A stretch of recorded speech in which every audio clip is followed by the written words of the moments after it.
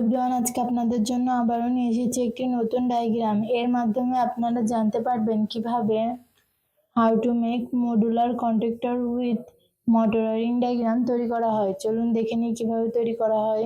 ডিপিএমসিবি double pole miniature circuit breaker, এটির মাধ্যমে negative ও পজিটিভ লাইন নিয়ন্ত্রণ করা হয়।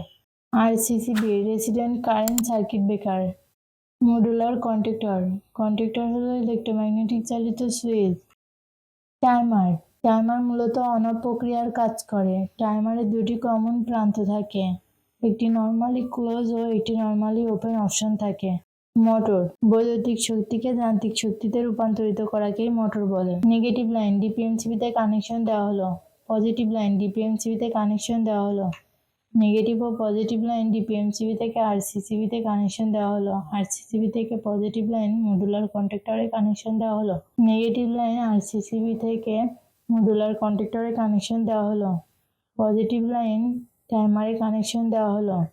নেগেটিভ লাইন টাইমারে কানেকশন দেওয়া হলো। আউটপুট লাইন আরসিসিবি থেকে মডুলার কন্ট্রাক্টরে কানেকশন দেওয়া হলো। আউটপুট লাইন মডুলার কন্ট্রাক্টর থেকে টাইমারে কানেকশন দেওয়া হলো। নেগেটিভ ও পজিটিভ লাইন মডুলার কন্ট্রাক্টর থেকে মোটরে কানেকশন দেওয়া হলো। আর্থিং লাইন মোটরে কানেকশন দেওয়া হলো। এই ডায়াগ্রামটি পুরোপুরি সম্পূর্ণ হয়েছে। এভাবে আপনারা আপনাদের বাসা বাড়িতে অথবা কারখানাতে তৈরি করতে পারবেন। ভিডিওটির সাথে থাকার জন্য ধন্যবাদ। ভিডিওটি ভালো লাগলে লাইক ও সাবস্ক্রাইব করবেন। আমাদের চ্যানেলে কোনো ভিডিও যদি বুঝতে সমস্যা হয় অবশ্যই কমেন্টের মাধ্যমে জানাবেন।